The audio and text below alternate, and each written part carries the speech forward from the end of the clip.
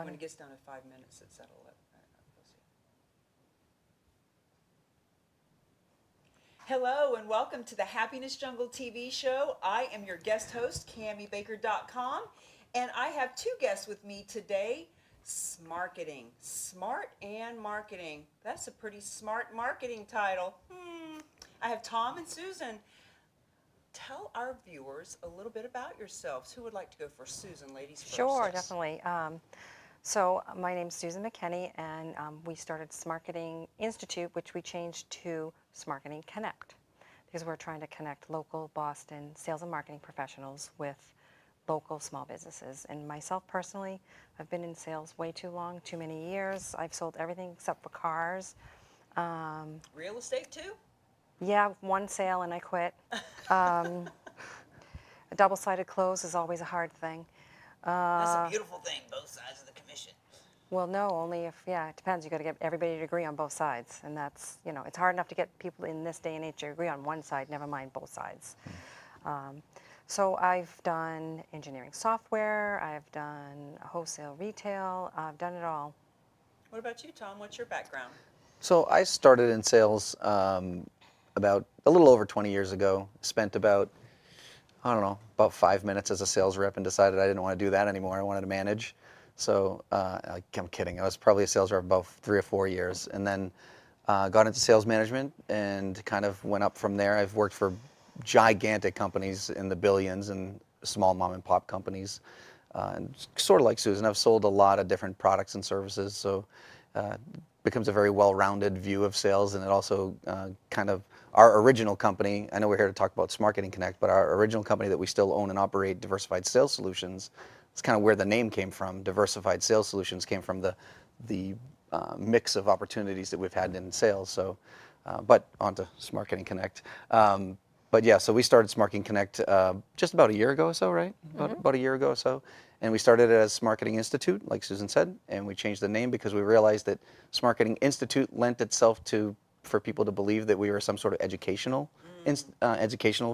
organization, and we really weren't. We were really, like she said, also trying to basically take small businesses and connect them to resources. So hence the name changed to Smarketing CONNECT. Well, you guys are perfect people to have this conversation with about the difference between sales and marketing and branding and marketing. And I've always found it so interesting that the way people say it is sales and marketing, like it's always in that order. But in essence, and I'd love to get your input, from my perspective, marketing is what you're doing so that the people that you want to do business with know that you're there. It's the art of being seen. It's the art of being able to be found by your perfect clients, hopefully. So really, we market before we can sell. We can't sell unless we've marketed. So I don't know why people say sales and marketing, but what's your perspective on that? Because it sounds like you got a lot of sales going on, but sales and marketing are two totally different things, yeah? Yeah, I'll start just because so our experience with Diversified Sales Solutions, we went to visit clients, and we'd go and we'd talk to them, and I want a sales rep on the road. I'm going to put sales rep on the road, and this is what I want. And then they talk to us, and we're like, you're talking about marketing. You're not talking about sales, and that's not, if you want a salesperson on the road, you got to do some of this marketing first. But unfortunately, they didn't really listen, and so it's hard for them to even understand, because sales and marketing have changed so much over the last 10 or 15 years. I just heard this on the radio. Like, you used to be able to go to school and get a degree in marketing, and you could get a degree in just marketing. Now you go to school and you get a degree in digital marketing, you get a degree in social marketing, you get a degree in all the different various types of marketing, and sales not so much, but you can actually get a sales degree now. So sales and marketing are so married now and so confusing that I think people are now even become confused about it, because marketing can almost go to the beginning of sales, and sales can almost go to the beginning of marketing, and so companies get confused. And every company is going to be different, how they traverse along. Well, you need one to have the other. There's no point in marketing if you can't sell. Right. And you can't sell unless people know you're in business and can find you. And even to take it another level, I've been listening to a lot of Grant Cardone lately, and marketing and sales are separate from closing. Yes. Closing the sale is a whole different art besides selling. And I have people all the time want to bring me in as a sales trainer, help people to sell. And I heard somebody say one time, and I'm stealing this, selling is what you have to do when your marketing sucks. Meaning, if you're marketing to the point where you're attracting your right client and you're creating credibility and authority in your marketing, then there's not any sales that are needed because they come to the table and they already want what you have. So you can kind of skip the selling and convincing and pushing and persuading or any of that stuff and just go right to the close. Just have a transaction. Yeah, Input? I was going to say, when you had mentioned it, so I have a lot of thoughts on this, by the way, because I get relatively frustrated when people use the term sales and marketing so fluidly that they think it's the same thing, or they think it's the same. In the most kind of rudimentary way, I view it as marketing is educational and sales is transactional, right? So if you can differentiate it that way, it becomes a bit more clear whose role should be doing what, right? So if there's a drip campaign of education, meaning you're teaching them, you're getting them to understand what you do, that should be on marketing's lap. If it gets to the point where now they're looking at it going, okay, I think I want what you have, can you just explain the details to me so we can finish this deal? It should be on sales's lap. So again, marketing being educational, sales being transactional, but to Susan's point earlier, it is getting an awful lot more gray than it used to be. When we first got into sales, again, 20-something years ago, it's it was a bit more clear, right? Because there was a lot of typesetting and brochures, and there was not a lot of this multifaceted marketing that happens now. So today it's a little bit more gray. But to your point, I couldn't agree with you more, that sales is really the close, right? So whether the close is an inevitability, if the close is an inevitability, that your marketing did such a good job that it just becomes a handshake at the end of a conversation, fantastic.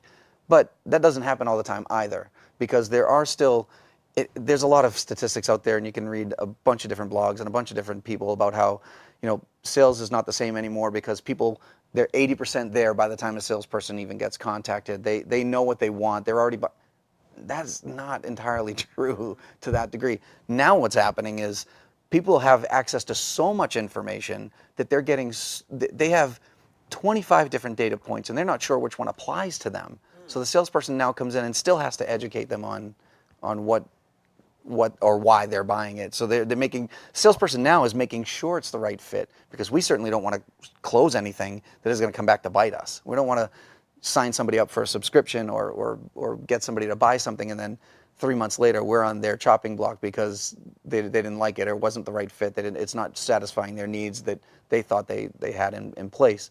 So it behooves us to go back before we take those 2 steps forward. So salespeople are now starting to go, okay, you found us online, we're the right.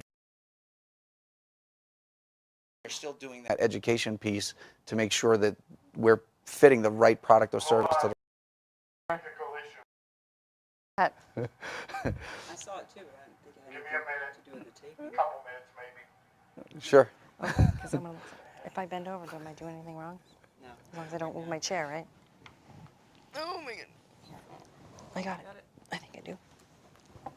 Oops.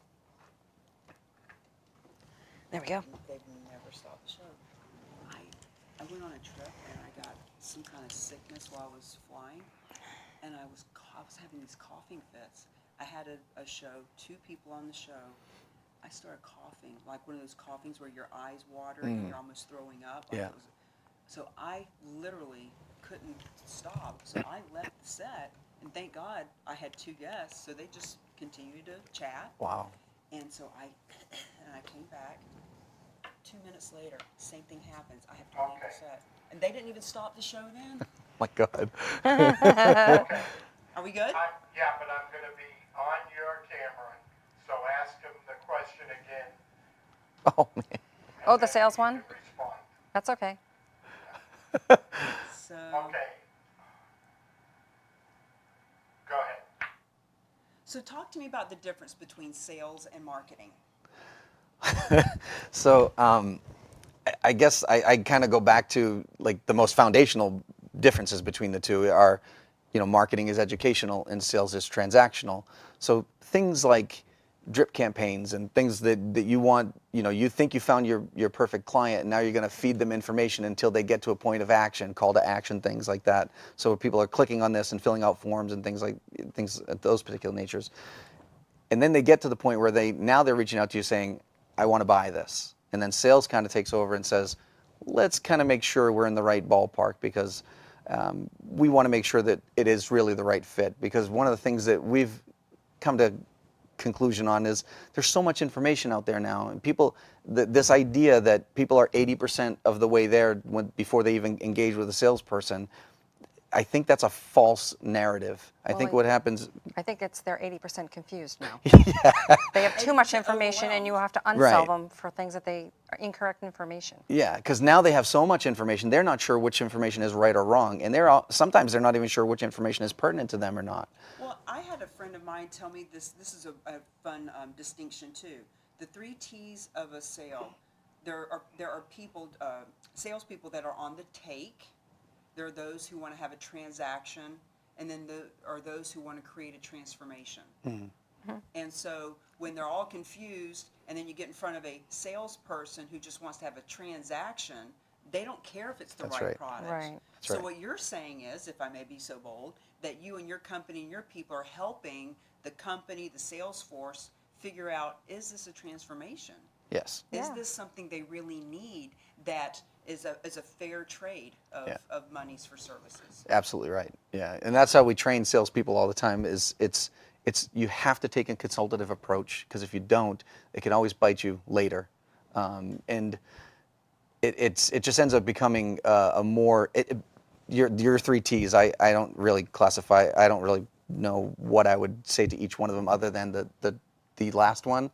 It's a relationship. It's a partnership. You're going to form a partnership with your customer, with your client. And if it's not a two-way street, it's probably going to be a dead end. Yeah, exactly. I was actually listening to a podcast on the way up, John Barrows, and with Jeff Hoffman, and they were saying that I should be able to get what I want, you should be able to get what you want, and make sure that it's good fit for both of us. And that's what sales should be, because I should be able to get something out of it, and so should the person buying that from me. And if both of us don't get something out of it, then it's probably not worth doing. Yeah. I used to tell salespeople it should be a mutually beneficial transaction, Yeah. right? Which means you're going to make money, but they're going to get something that they need and want to either make their life easier, better, faster, whatever that problem is that they're trying to solve. You better solve it, because that's the only way that partnership works, and it works properly. So with all the sales background that you have, about a year ago you created this entity. So what was that conversation like? Hey, here's what we're saying. Here's what we need to create. What was your mission for this company? Go ahead. So Stephanie Creech is our other partner, and she was working for one of our clients at the time. And I used to walk in and talk to her, and I used to say, I don't understand these people. They don't know what marketing is. They don't know what sales is. They have no idea, and they're not listening, and they're not even bringing on the right type of people to do the type of work they need.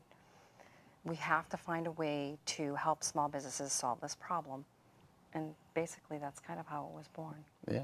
You know, the more we talk, as I am right now creating the videos that will be transcribed for my new book, Leader Be Led, I'm thinking I need to put a chapter in about the difference between marketing, sales, and closing, and being on the take, wanting a transaction, or providing a transformation. New chapter in the book. There you go. So who's go ahead. Well, I was going to say, and so to add to that, because I agree 100%, but to add to that, then you start thinking of why they ended up where they ended up, and it's because a small business owner goes to Google and says, I need sales help or I need marketing help, and then they look at these pages upon pages upon pages of what they're not even sure what they're looking at, which lends to them either hiring the wrong person and the idea of, well, I got references. Well, of course you got references, because who's going to give a bad reference? I'm not going to give you the name of somebody that's going to say something bad. Right. So everybody has good references. There's not a single professional out there that doesn't have good references, but that doesn't make the Google search any easier. And then we're like, well, we can go to LinkedIn and use the filters, find some professionals on LinkedIn that might help us.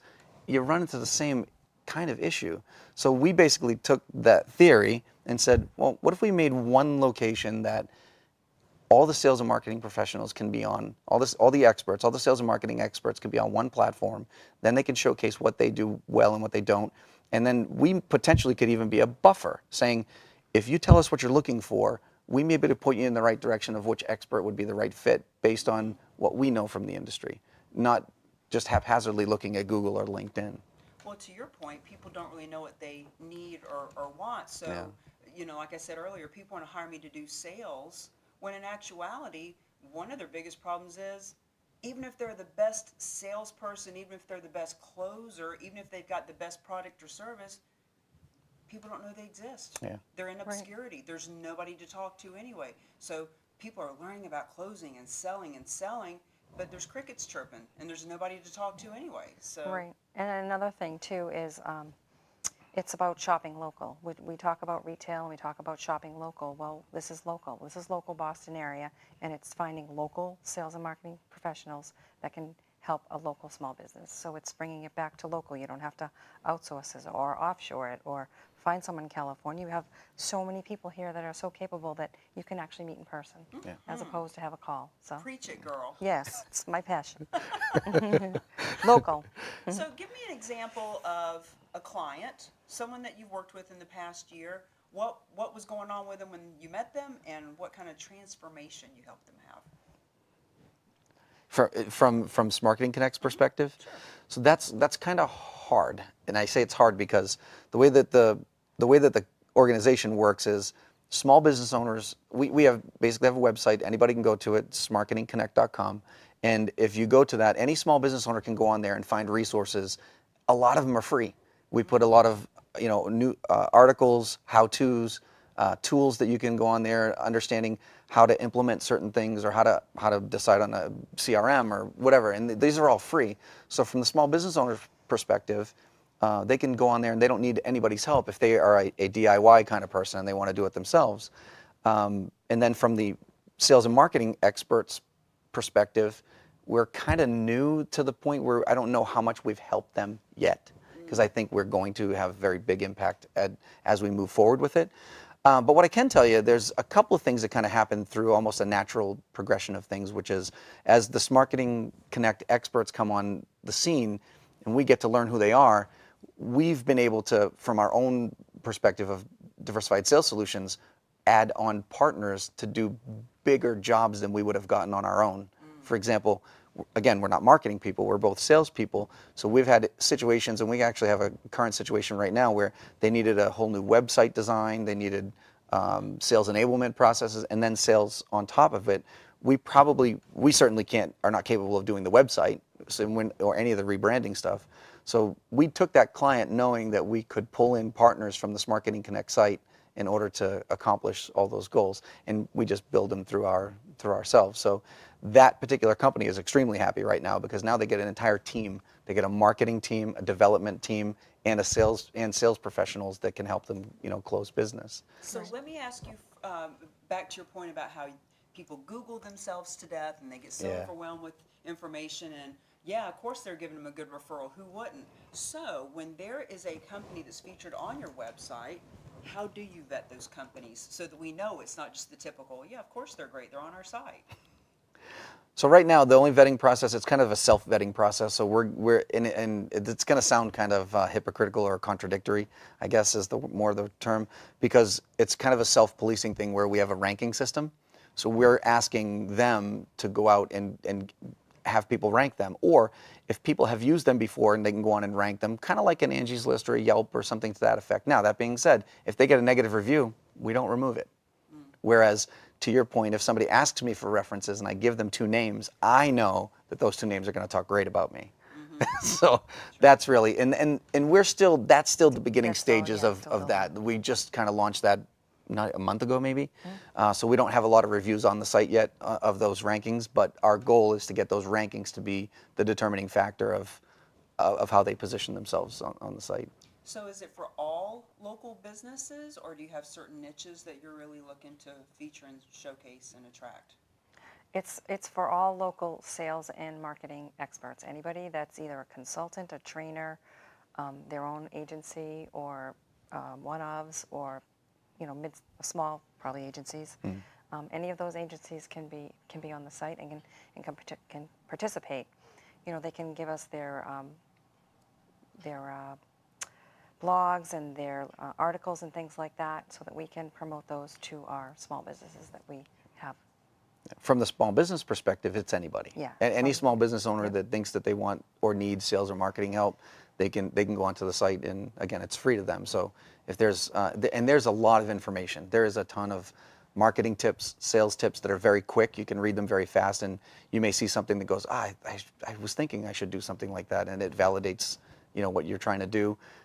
And even some of the tools, if you're trying to use them and you get stuck, you can reach out to us and we'll help you walk through them. So from a small business perspective, it doesn't matter what you do. If you need help in sales and marketing, we can help you. The other thing too is, you know, we do a really good job, in my opinion anyway, of regurgitating information. Meaning, a lot of the sales and marketing experts already produce a lot of material. So when we take it and we put it back out, it's basically helping them in a multitude of ways. And again, from the sales and marketing professional perspective, individually, it's really hard. I don't know if you've ever tried to get yourself on the first page of Google. If somebody Googles a term that you use often, whether it's consulting or sales consulting or marketing process or I know whatever. a lot of people that can promise to get you on the first page. Right. Right. Yeah. Well, think about it. If you're there's only what 12, 15 responses on the first page, and if you're not a paid ad by Google, the likelihood of you getting on there is very, very low. For us, what we look at it from a perspective, we are stronger as a whole than we are as individuals, right? So Smarketing CONNECT, if you Google Smarketing right now, we'll pop up on the first page, which means every one of those professionals that are on our site with us, every one of those experts that are on our site with us are also on the first page of Google. And we're not paying for that. That's organic. So that's the other advantage. If their sales and marketing experts are choosing to come on our site with us, we're not promising it and not delivering. We're already there. We're already on Google's first page if you Google Smarketing. What is it? Together we're bigger than small. I forget the. Takes a village, I guess. Sure. That's it. It takes a village. I was trying to go. Makes a village build a village. That's right. Yeah. So who is a good contact? Who's a good client for you? So you got your other business too while this one is growing. Yeah. Yep. So, you know, if you could put the call out to anyone watching or listening, who are you looking to really connect with? It's companies that have had challenges with pretty much anything in the sales, whether it be the process, the target, who they're reaching out to, if they need training or if they need any sort of, you know, CRM or any sort of tools, we can kind of help and come in and help in different areas. It doesn't have to be, let's just get a salesperson. Although we do take on salespeople, we will hire, fire, train, and maintain them for them, and we kind of hook ourselves onto a small company as their sales team. So if somebody that sells carpet or plumbing or insurance, anybody like that comes to you, you can actually help them find a good salesperson. You can headhunt and then train that person, and there you go. There's a trained professional. Yeah, we actually will own them and even manage them for them, because if you think of a tradesperson or a plumber, they're not going to know how to manage a salesperson. We are different, and so we can, like I said, we'll come in and we'll help manage that person, make sure they're doing, you know, what they should be doing to help grow their business. Just last night I was at an event and I was talking about the E-Myth. You've read the E-Myth. I've read it, but the only part I remember about it is a woman who, in the book, is a pie maker, and she makes the best damn pie. Her pies are award-winning pies, and her friends and family, you make the best pie, you need to have a pie store. So she opens a pie store, and she doesn't know how to sell, or how to negotiate, or how to sign contracts for leases, or how to inventory, or any of that kind of stuff. So to your point, the plumber, who is a great plumber, is not in marketing, and he's not in sales. He needs to plumb and let somebody else sell it. So It's I like just have to interject, though. My plumber just told me, don't give me any more business, because there isn't a lot of people that do plumbing nowadays, so they're very busy. When we first started Diversified Sales Solutions, I used to tell people, do what you do best and outsource the rest. Right. If it's not a task that you're really, really good at, then don't do it, because you're just going to either create yourself more work, create yourself more headaches, make it longer and unnecessarily longer, just to have somebody who's really good at that take care of it for you. Amen. And it doesn't matter. true. Accounting, whatever it is, doesn't matter. it's do what you do best and outsource the rest. So how did you both get so good at sales? Tell me some of the mentors or books or seminars. Like, what is your process for learning and getting so good at what you do? I just mentioned, actually, I listen to a lot of podcasts, and I do like a lot of reading on LinkedIn. I don't typically sit and read books nowadays because it's kind of hard to do that. I mean, obviously, I've done Dale Carnegie back in the day, and all different types of sales trainings through the different companies. So again, it's just quick bites nowadays because you can't even take in that much information anymore. So it's almost like the quick tip. It's, oh, should I try this? Maybe I'll try this, and it'll make it better.